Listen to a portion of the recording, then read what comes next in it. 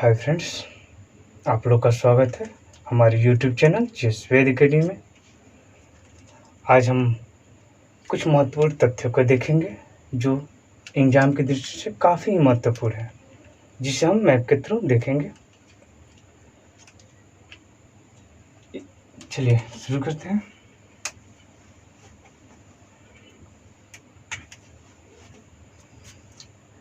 एक मानचित्र बनाते हैं भारत का।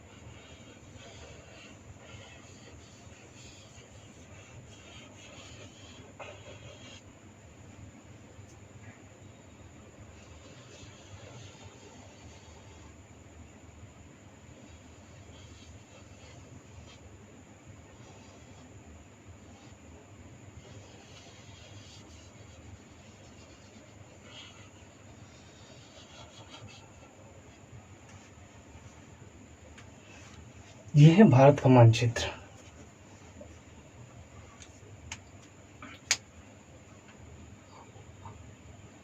इसमें हम देखेंगे कुछ महत्वपूर्ण तथ्य जो एग्जाम की दृष्टि से काफ़ी महत्वपूर्ण है। इसके पहले क्लास में पिछले क्लास में इससे पहले हमने बताया था कि अंतर्राष्ट्रीय देशों के साथ कौन कौन सी सीमाएं रखती हैं। आज हम देखेंगे कि अंतर्राष्ट्रीय जो देश हैं उसके साथ किस राज्य की सीमाएं अधिकतम लगती है, मतलब जिसकी लंबाई सबसे अधिक है वो कौन से राज्य हैं।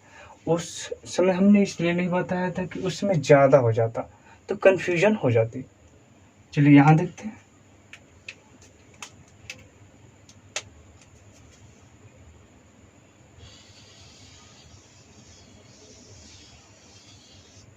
ये है पाकिस्तान।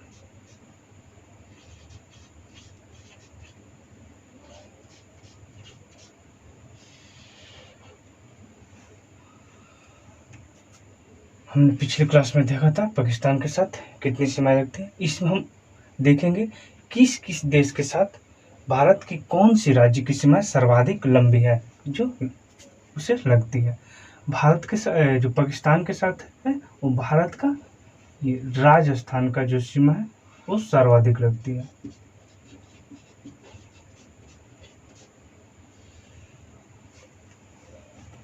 इसके बाद आते हैं यहाँ पे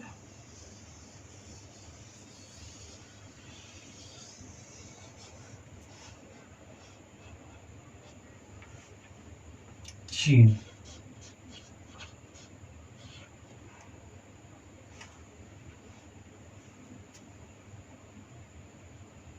चीन के साथ जो सर्वाधिक सीमा साझा करता है लद्दाख है। लद्दाख को 31 अक्टूबर 2019 से केंद्र शासित प्रदेश का दर्जा दे दिया गया है। यहाँ पर है अफगानिस्तान।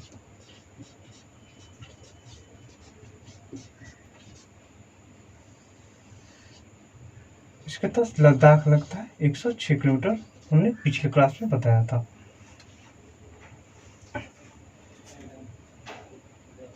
यहाँ पे अवस्थित है नेपाल। नेपाल के साथ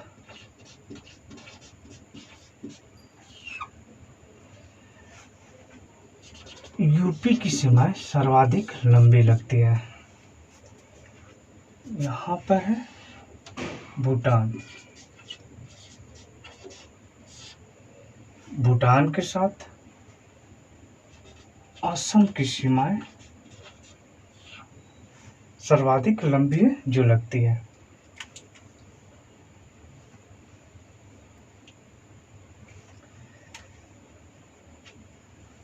इसके बाद देखते हैं यहाँ पे कि म्यांमार।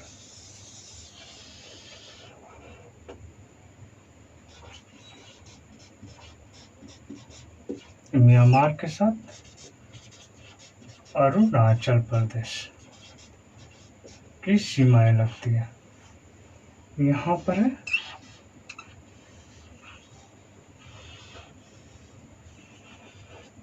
बांग्लादेश।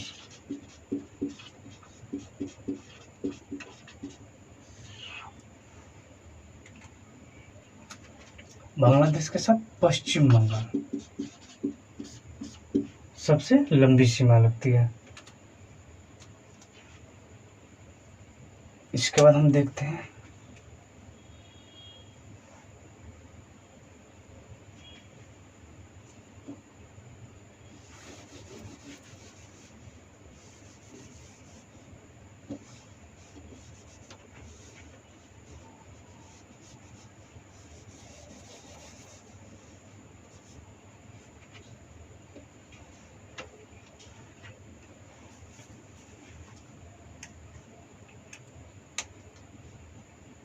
जो भारत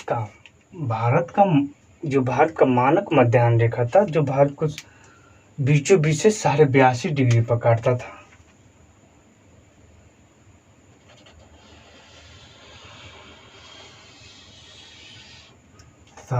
भारत की जो अक्षांश रेखा जो 23.5 डिग्री है, वो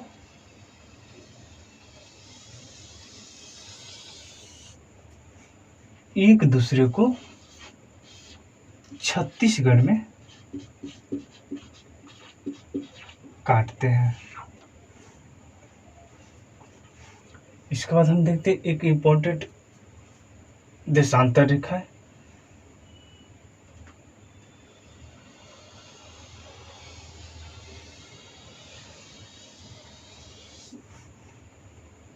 यहाँ पर है दिल्ली, ये 77 डिग्री देशांतर रेखा है। और यहाँ पर है बेंगलुरु,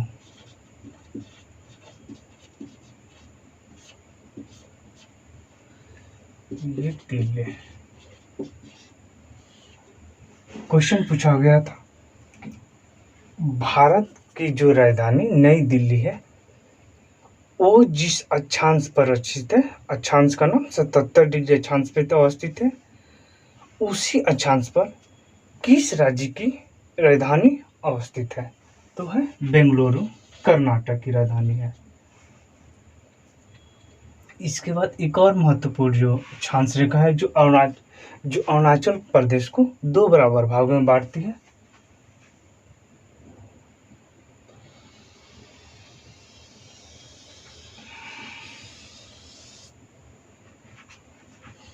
ये 28 डिग्री अक्षांश रेखा है, जो अरुणाचल प्रदेश को 2 बराबर भाग बांटती है। यह अरुणाचल प्रदेश, सिक्किम,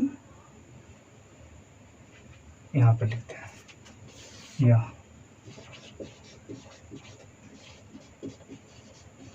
अरुणाचल प्रदेश,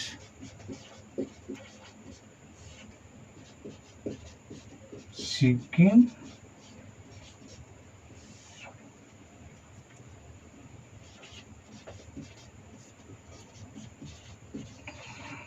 उत्तर प्रदेश,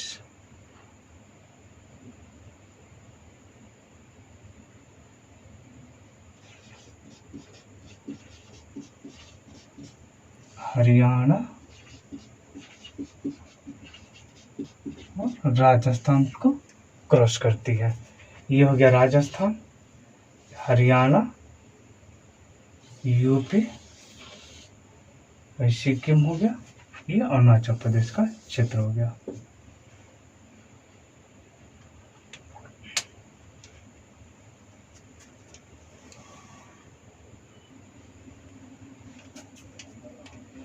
इसके बाद हम देखते हैं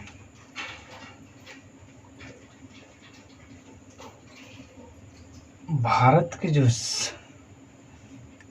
के साथ जो समुद्र के साथ जो रेखाएं हैं, वो कितने अक्षांश पर, किसी जल पर किसी देश का कितनी दूरी तक आधिपत्य होता है, उस चीज के बारे में देखते हैं। चलिए मैप के थ्रू देखते हैं।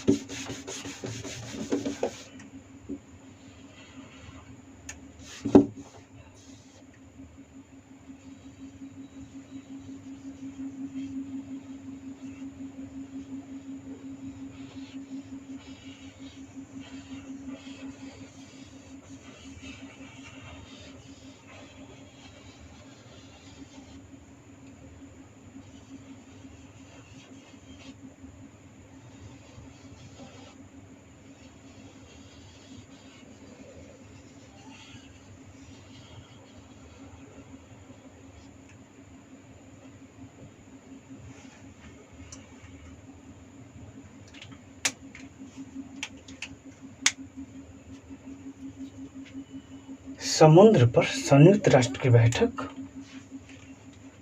1982 ईस्वी में हुई थी। क्या हुई थी? समुद्र पर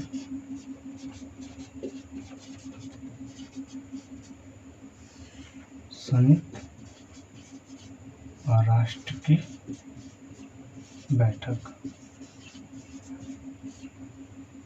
जो 1982 में हुई थी। संयुक्त राष्ट्र में जब समुद्र की बैठक हुई थी, उसके बाद इसको निर्धारित किया गया कि किसी भी देश का जो स्थलीय सीमा है उससे कितना दूरी पर रहेगा तो उस पर उसका आधिपत्य हो जाएगा। इस पे डिसाइड किया गया था 1982 में। तो भारत का जो ये कटी फटी तट रेखा है, इसको एक रेखा से मिलाते हैं।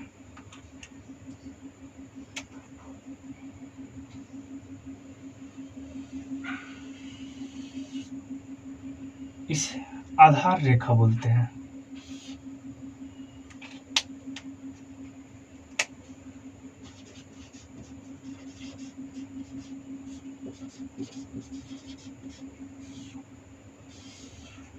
आधार रेखा क्या होती है? यह वैसी रेखा है जो स्थल खंड के कटे फटे भागों को एक सीधी रेखा में मिला देती है, जिसे आधार रेखा कहते हैं। इस आधार रेखा से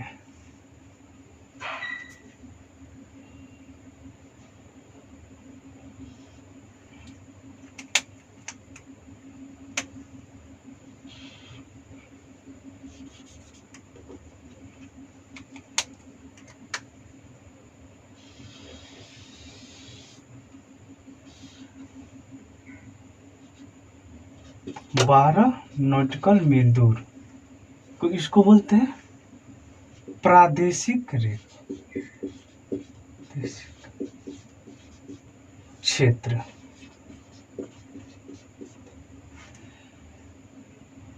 आधार रेखा से 12 नॉटिकल मील दूर की जो क्षेत्र है उसे प्रादेशिक क्षेत्र बोलते हैं। इसके अंतर्गत आने वाले क्षेत्र को, इस पर भारत का संपूर्ण अधिकार होता है।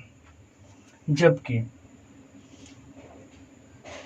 आधार रेखा से 24 नॉटिकल दूर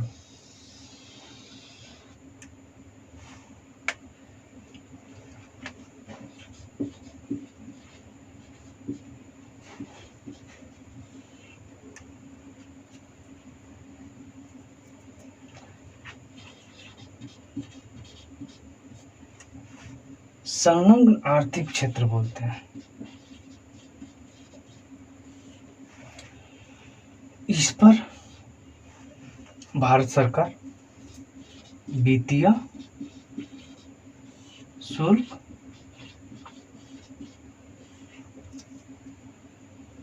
सीमा शुल्क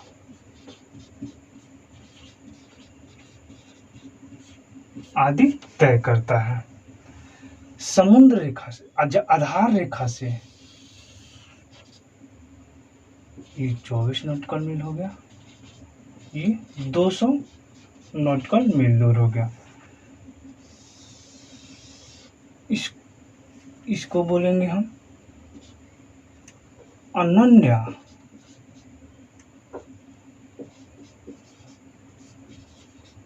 आर्थिक क्षेत्र।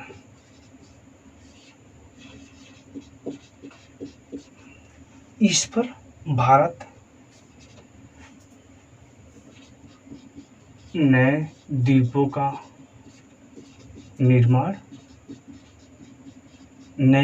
निर्माण समझ में आया क्या होता है नए द्वीप। जैसे हाल ही में चर्चा में रहा जो चीन का जो दक्षिण चीन सागर में समुद्र में मिट्टी को भरकर एक टापू बनाया जा रहा है, वैसे ही अगर भारत भी बंगाल की खाड़ी या अरब सागर में कोई नए द्वीपों का निर्माण करना चाहता है तो वह 200 नॉटिकल मील की दूरी पर कर सकता है। 200 नॉटिकल मील दूरी के बाद जो जल का क्षेत्र होता है उस पर विश्व के सभी देशों का समान अधिकार होता है। नए द्वीपों का निर्माण अनुसंधान केंद्र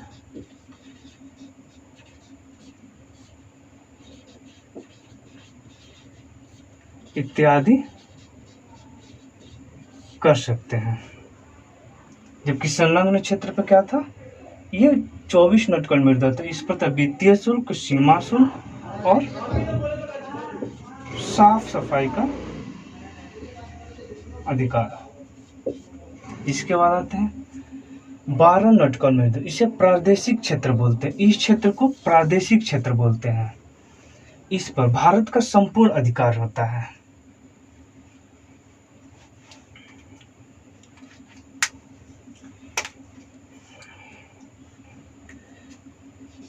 एक नॉटिकल मील दूरी बराबर होता है 1.8 किलोमीटर।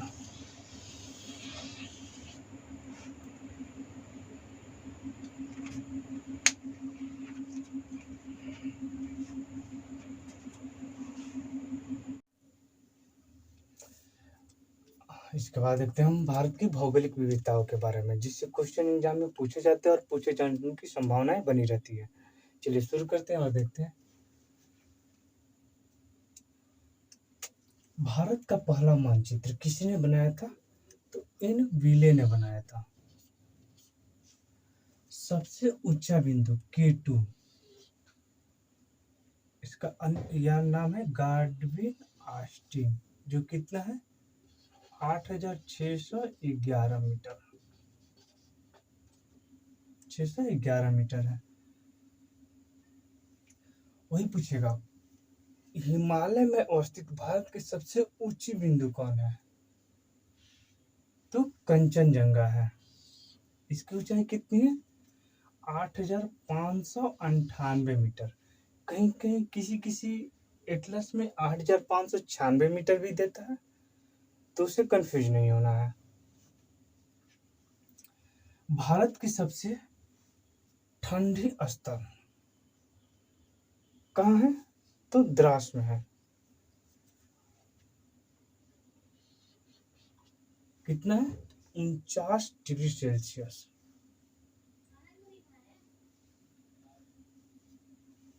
सबसे लंबी गुफा, भारत में की सबसे लंबी गुफा कौन है, तो अमरनाथ की गुफा है।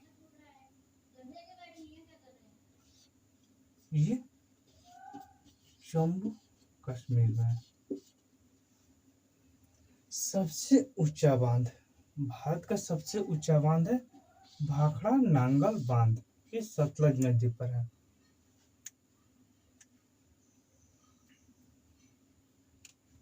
कहाँ है, तो ये पंजाब में है।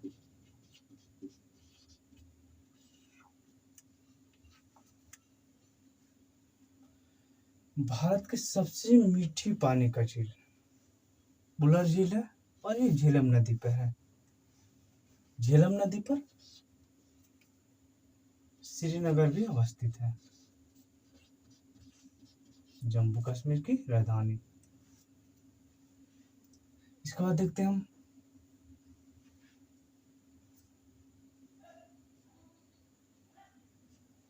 भारत की सबसे लंबी नहर कौन सी है, तो इंदिरा गांधी नहर है।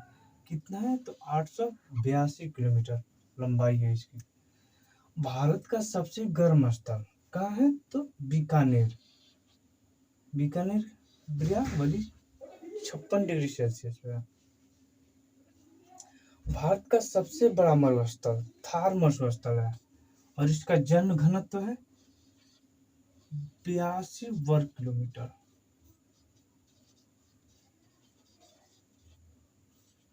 जो विश्व का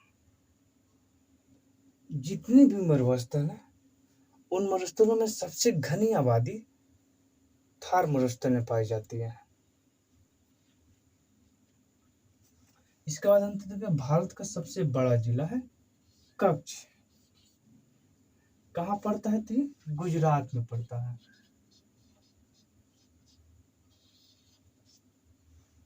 सबसे लंबी तटरेखा गुजरात की तटरेखा है।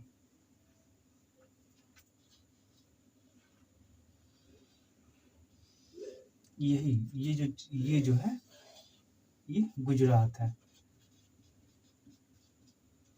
1214.7 किलोमीटर है इसकी लंबाई।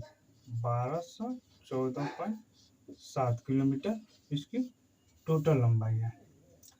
भारत का सबसे छोटा राज्य गोवा है। क्षेत्रफल की दृष्टि से सबसे छोटा है। भारत का सबसे ऊंचा जलप्रपात कहाँ है? तो कुचिकल जलप्रपात है। सबसे छोटा जिला माहे है, पांडिचेरी में है क्षेत्रफल के अनुसार से। जबकि सबसे लंबा बीच मरीना बीच तमिलनाडु में है।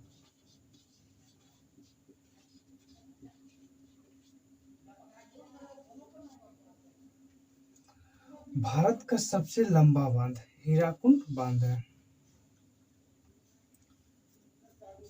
हीराकुंड बांध है ओडिशा में।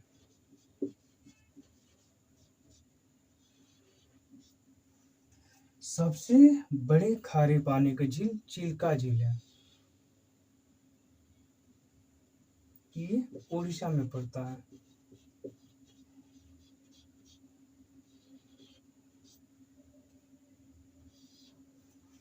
इसके बाद देखते हैं हम भारत की सबसे लंबी नदी कौन सा है? तो गंगा नदी है। गंगा नदी की लंबाई कितनी है? 2525 किलोमीटर है। सबसे बड़ा नदी द्वीप माजुली द्वीप है। यह कहाँ है? तो ये असम राज्य में अवस्थित है। ये माजुली द्वीप किस नदी पर बना है? तो ब्रह्मपुत्र नदी पर बना हुआ है। ये भारत की ही नहीं विश्व की सबसे बड़ी नदी द्वीप है माजुली द्वीप, जो असम राज्य में अवस्थित है और ब्रह्मपुत्र नदी में है। सबसे बड़ा डेल्टाई मैंग्रोव सुंदरवन है। ये कहाँ पड़ता है? तो वेस्ट बंगाल में पड़ता है, पश्चिम बंगाल में। इसकी विशेषता है कि यहाँ इस क्षेत्र में सुंदर वनों की प्रधानता होती है, इसीलिए उस क्षेत्र का सुंदरवन नाम दिया गया है। भारत के सबसे अधिक वर्षा वाला स्थल मासिनराम है। मासिनराम कहाँ पड़ता है? मेघालय में। इसमें जो वर्षा होती है वो 11,873 सेंटीमीटर वर्षा होती है।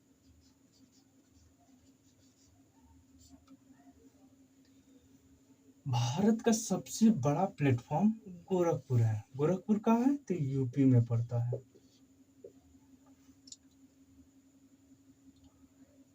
भारत का सबसे बड़ा राज्य यूपी जनसंख्या के अनुसार, और जनसंख्या के अनुसार सबसे बड़ा यूपी हो गया। उस पर महाराष्ट्र हो जाएगा। उसके बाद बिहार हो जाएगा 3 नंबर पे। 4 नंबर पर वेस्ट बंगाल हो जाएगा। 5 नंबर पर आंध्र प्रदेश हो जाएगा।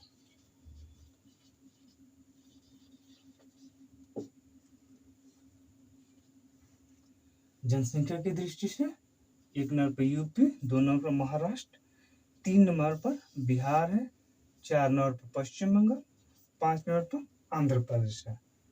जबकि भारत का सबसे बड़ा राज्य क्षेत्रफल के अनुसार पहले नंबर पर राजस्थान पड़ेगा, दूसरे में मध्य प्रदेश, महाराष्ट्र, यूपी और गुजरात। भारत में कुल गांवों की संख्या 6,40,932 है।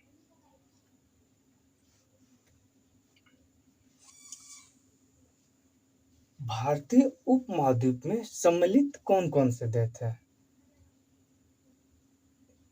तो इंडिया, पाकिस्तान, नेपाल, भूटान और बांग्लादेश, ये भारतीय उपमहाद्वीप में के अंतर्गत आते हैं। अभी के लिए इतना ही, मिलते हैं अगले वीडियो में। तब तक के लिए धन्यवाद। आप लोगों को वीडियो अच्छा लगे तो सब्सक्राइब कीजिए और अपने दोस्तों को भी शेयर कीजिए।